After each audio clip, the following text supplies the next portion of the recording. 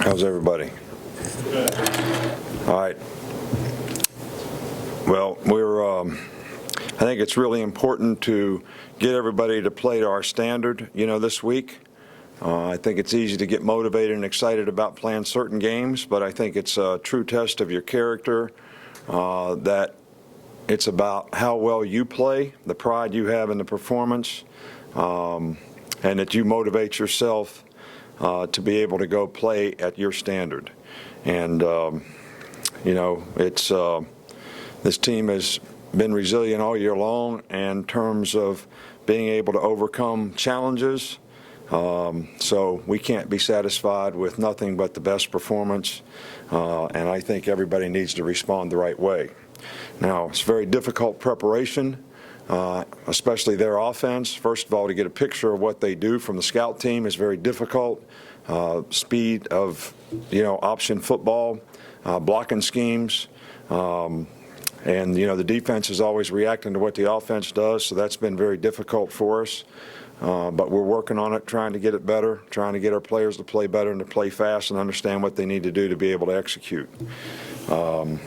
It's a special day Saturday for 25 seniors. We got the pregame ceremony that we have for them probably is something that really makes me happy and proud to recognize these guys for the contribution that they've made on the field, off, in the community, and as a group they've done an outstanding job of representing the University of Alabama. So we're certainly excited about the recognition that they get. I hope our fans really support this group so that they can do that. Injury-wise, Minka's probably the guy that will not be able to play this week. Dominic, everybody else has been able to practice a little bit. Kenyon Drake also is out, but other than that, I don't really have much about injuries. Start right here with Mark. The offensive line was nominated for the Joe Moore Award today. Just how have you seen that group progress throughout the season? Well, I think in the last couple, 3 games, we really played well. Early on, we struggled with consistency, but in the last 2 or 3 weeks, I thought the group had done a really nice job. Ryan Kelly does a really good job and has done a good job all year, and Cam was a little bit banged up early on, and he's really played well the last couple weeks. And, Perschbacher keeps getting better and better and better. Dominic's gotten better as the year's gone on. So, that group has improved, and I think, that's really important. Shank has gotten better. But I think we still have, a ways to go, especially, in pass pro and some things like that, so that we can be a little bit more consistent in the passing game, which is something I feel that as a team, route running, execution, throwing and catching the ball, protection, all those things we need to improve on. Cecil.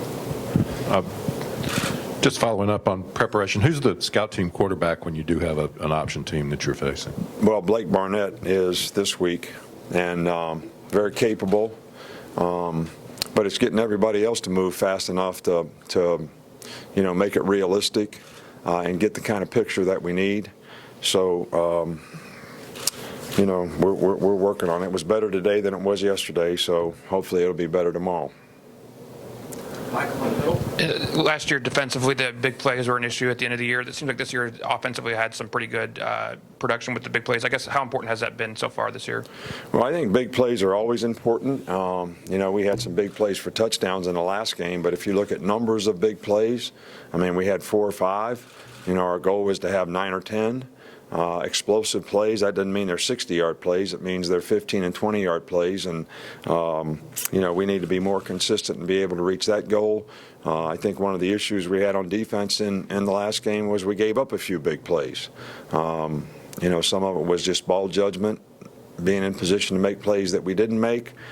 Some of it was not so good tackling, yards after first contact. So we need to work on improving those things on defense to cut down on the big plays that we gave up, this past week. Over here with Darren. You guys don't get to play regular a lot on defense, but when you are, what have you seen from Darren Lake? And I guess he's one of the stronger guys on the team. What has he brought? Well, Darren has done a really good job for us. He's a real strong, guy in the interior. Does a good job of playing nose for us. And there's probably not a guy that I'm prouder of on our whole team than Darren Lake in terms of, where he's come as a person, how well he's done in school based on, his academic background, and how much he's improved as a football player. So, seeing those kind of guys come from where he came from and being successful, having a chance to graduate, getting to play and improve here as a player, it just, that's what college football is probably all about, and certainly the reason that I love it. Up front with Kurt. Coach, this is a little bit frivolous, but I was wondering what goes into the what I'm factors from go West in. Virginia, man. I don't know what frivolous means. What factors go into?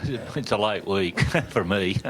What factors go into your decision on a coin toss to start the game, and when do you make that? And is it game day because of the wind, or is it something you make a decision on earlier in the week, or do you just have a philosophy on it? Well, we always have a staff meeting early in the morning on Saturday before a game, and that's when the decision gets made. It gets thought a lot about before, that. Last year we took the ball almost every chance we got. This year, we've probably deferred more often than we've taken the ball, when we won the toss. Early on, when we took the ball early, we didn't start out very well.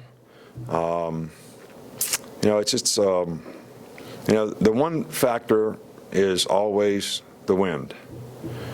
For me, I always want the wind in the fourth quarter if the wind's significant in the game. And, if you defer, you may not have the opportunity to do that, because in the second half you got to take the ball and they get to pick which way they kick. So, if that's the case, I'd rather start the game poorly and have a better chance to finish it with the win factor in your favor than to be the other way. We lost the championship when I was a coach at Toledo my first year. I probably told this story before. It was about a 40-mile-an-hour wind. We had a good offensive team. I can't remember exactly how it happened, but we couldn't get the wind in the fourth quarter, and I didn't even think about it. All right, I was first-year head coach. So we go 2 minutes at the end of the game, and I think the score is 13-12. We're losing at Central Michigan, and this is the only game we lost in the MAC. And we get down to like the 20-yard line, and we got a good kicker. And the wind's blowing about 40 miles an hour right in his face. And if he makes a kick, we could win. He could have made it from 60 yards with the wind and couldn't make it from 20 against it. So he kicked it, and it got about 3/4 of the way there and just went straight down. And we lost. So I kind of decided then that we need to have the wind in the fourth quarter if you have a chance.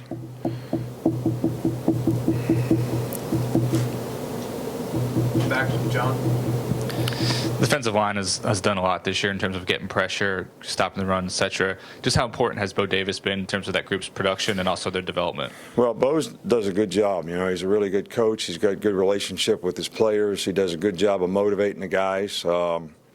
And, each one of those guys has played better each year they've been here, each year that he's worked with them. And, we've got some guys that have been playing for a while, and they're really playing well, so far this year. And hope they can keep improving and keep playing and keep having an impact on the game. Last two, Matt and Alex.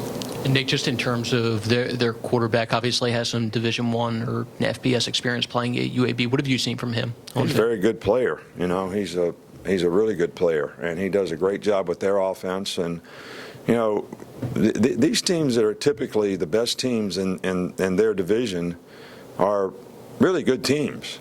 And you all may be taking the week off this week, but I'm not. And a lot of people take a lot of things for granted, and I get asked questions like, well, how important is it for the young guys to get to play this week? Well, how in the hell you know they're going to get to play? I mean, what makes you think that you can just assume that they're going to get to play? Because you're assuming that the other team is not very good? They do have a Division I quarterback. He plays like a Division I quarterback, and they're very, very productive on offense, and they do a great job of executing what they do. And if we don't play good against them, you all don't remember the Georgia Southern game, do you? I don't think we had a guy on that field that didn't play in the NFL, and about 4 or 5 of them were first-round draft picks. And I think that team won a national championship, but I'm not sure. And they run through our ass like a tin horn, man, and we could not stop them. Could not stop them. Could not stop them. Because we couldn't get a look in practice. We didn't practice it right. All right, and everybody said the same thing in that game. Y'all took a week off. All right, this wasn't important. All right, so it's not important to anybody else. It's got to be important to the players, and it's got to be important to us. You know, everybody gets all excited about the beginning of the season. You know, you get excited about getting married. All right, but after you're married for a while, you know, you got to have a process to make it work. All right, and no matter what happens, we need to have a process to make it work in every game that we play. Every game that we play. Can't assume anything. I don't even know what you asked me, but I just wanted to say that. Did anybody see that game? You saw that game? Yeah. I think we'd given up like 300 yards rushing the whole season in 10 games. That's like 30 yards a game. And all anybody wanted to talk about was how dominant the front was and how nobody could run against us. They got 300 yards rushing in one game. You don't remember that. I don't know, maybe you weren't around then. I don't know, maybe you're not old enough. Finish up here. Please finish well, Alex. You sure you want to ask? I'm good. I wanted to ask you, obviously, seniors are important every year, but how special and how much has this senior class been leaders this year as compared to maybe other years? No, we have a lot of guys that in this senior class that have been great contributors, you know, in this program. I mean, I'm not going to go through the guys individually, but we have, you know, 6 or 7, you know, seniors on defense that have really played a lot of football and been very, very productive players. They've been, you know, really good about influence and affecting other people, you know, in a positive way, which is, you know, part of leadership.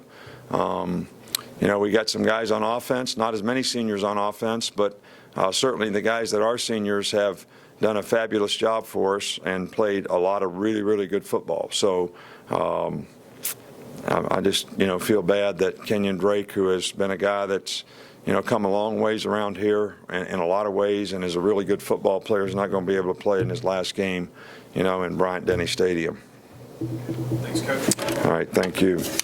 Can you bleep that one thing out of there?